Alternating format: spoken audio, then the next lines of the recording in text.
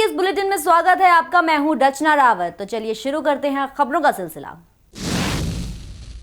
गोरखपुर के राजघाट थाना क्षेत्र में राप्ती नदी में डॉक्टर की लाश मिलने से सनसनी फैल गई। आपको बता दें कि डॉक्टर को दिखाने के लिए घर से निकले मेडिकल ऑफिसर 2 दिन से लापता थे। उनकी पत्नी ने उनकी गुमशुदगी की रिपोर्ट भी दर्ज कराई थी। पुलिस जब उनकी तलाश में जुटी तो राजघाट पुल पर उनकी बाइक मिली। तभी कैंट की पुलिस और राजघाट पुलिस फोर्स के साथ वहां पहुंच गई। फिर स्टीमर से राप्ती नदी में उनकी तलाश की गई और काफी प्रयास के बाद पुलिस ने डॉक्टर की लाश को बरामद किया। फिलहाल पुलिस ने शव को पोस्टमार्टम के लिए भेज दिया है। पुलिस इस मामले की जांच में जुट गई है। डॉक्टर भी बनौली में घर के बनौली सजानवा के रहने वाले। ये जो है परसों दिन 11 बजे घर से निकले डॉक्टर मरीज को दिखाने के लिए डॉक्टर के पास। शाम तक डॉक्टर नहीं देखे, डॉक्टर को नहीं दिखलाए तो डॉक्टर के पास गए, पता किया गया। उसके बाद बीते दिनों स्विट्जरलैंड और स्पेन के दौरे से लौटे प्रदेश के श्रम एवं खेल मंत्री भैयालाल राजवाड़े का कार्यकर्ताओं द्वारा भव्य स्वागत किया गया। साथ ही पत्रकारों से बातचीत के दौरान उन्होंने कहा कि विदेश में साफ सफाई और खेल कूद को बहुत महत्व दिया जाता है। वहां की सरकार खेल के लिए 25% सहयोग करती है और 75 खेल संगठन के लोग जुटाते हैं। हमें भी अपने खिलाड़ियों को प्रोत्साहित करना चाहिए। मैं अभी गया था, स्पेन गया था और स्पेन का राजधानी मैड्रिड में रुका था।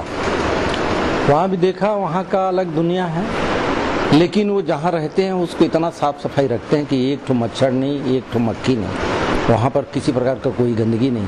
हमको भी स्वच्छता पर ध्यान देना चाहिए अगर हर चीज से बीमारी से बचना है।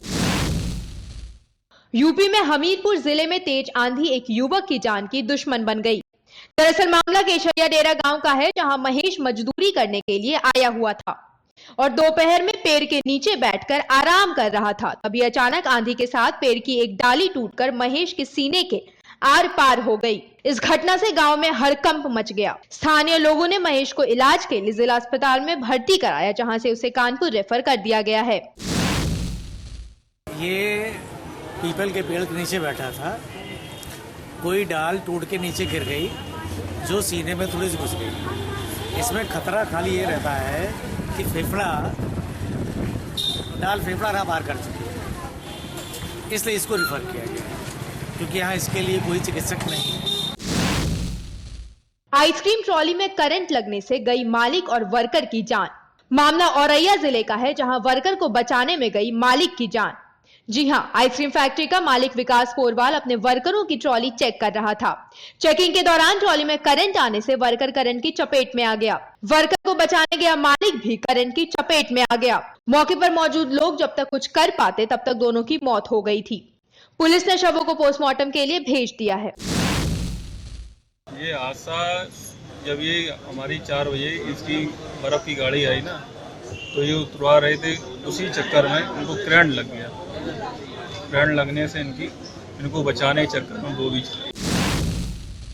मामला हरदोई के कोतवाली कछौना क्षेत्र के दलेल नगर का है, जहां सत्यप्रकाश निवासी समोधा दलेल नगर की 2 माह पहले हत्या कर दी गई थी। हत्या तब हुई थी जब वह अपनी किराने की दुकान के बाहर सो रहा था। हमलावर उसे मारकर भाग गए थे। 2 माह से पति के हत्यारों की गिरफ्तारी के लिए दर दर भटक रही पत्नी ने गिरफ्तारी न होने की दशा में आत्मदाह की चेतावनी दी है। महिला ने एसपी से मिलकर गिरफ्तारी की गुहार लगाई है। एसपी ने कोतवाल को गिरफ्तारी के निर्देश दिए हैं। अब देखना यह है कि महिला को न्याय कब मिलता है। 2 महीने से दौड़ रहे हैं, हमारी आदमी की हत्या हो गई है और हम यहाँ हरदोई में एसपी से मिलने आए हैं तो कोई सुनवाई नहीं है। मऊ जिले के सरायलंशी थाने के बड़ा गांव मोड़ पर एक बुलेरो और टेम्पो में जोरदार टक्कर हुई। टेम्पो में सवार आधा दर्जन यात्री गंभीर रूप से घायल हो गए। बताया जा रहा है कि बुलेरो तेज रफ्तार में होने के कारण सामने से आ रहे टेम्पो में घुस गई, जिससे लोग गंभीर रूप से घायल हो गए। स्थानीय लोगों की मदद से घायलों को उपचार के लिए जिला अस्पताल में भर्ती कराया गया और मरीजों की हालत गंभीर बताई जा रही है।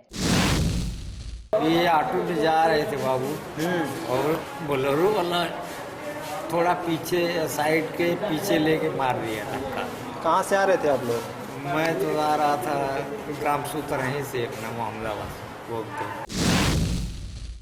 ताजा और बड़ी बड़ी सुंदर दिखने वाली सब्जियां खरीदने से सावधान हो जाइए, क्योंकि चंद रुपयों के लिए किसान सब्जियों में इंजेक्शन का प्रयोग कर रहे हैं जो आपको बहुत बीमार बना सकते हैं। देखने में तो ये सब्जियां बिल्कुल हरी ताजी दिखाई देंगी, लेकिन खाने के योग्य नहीं है, क्योंकि किसान सब्जियों को जल्दी बड़ा करने और कई दिनों तक सड़ने से बचाने और ताजा रखने के लिए इंजेक्शन का उपयोग कर रहे हैं, जो सेहत के लिए काफी हानिकारक है। पूछताछ करने पर किसानों ने कहा कि हम खेत में लगी सब्जियों में सलाह लेकर दवाई का छिड़काव करते हैं, फिर भी कोई लाभ नहीं मिलता तो इंजेक्शन लगाकर सब्जियों को सड़ने से बचाते हैं। खेतों की कंडीशन नहीं है भाई साहब कि जितने भी यहाँ भिंडी सब समय से पहले ही सब सूख जा रही है, सब नुकसान हो जा रहा है। अब इसका चूँकि अब हम लोगों को आइडिया नहीं कि क्यों ऐसा क्यों हो रहा है, क्योंकि हम लोग किसी चीज़ से परामर्श सलाह लेने के बाद ही इसमें सुई लगाते हैं, दवा का छिड़काव करते हैं। तो ये कि कुछ फ़ायदा करता है, कुछ फ़ायदा नुकसान भी पहुँचता है, उससे वो भी नहीं पता है। तो इसलिए हम लोग थोड़ा सा इसमें सुई लगाते हैं, थोड़ा सा ये मतलब हरा रहे और जल्दी ये इसमें कोई कीड़ा मकोड़ा न लगे।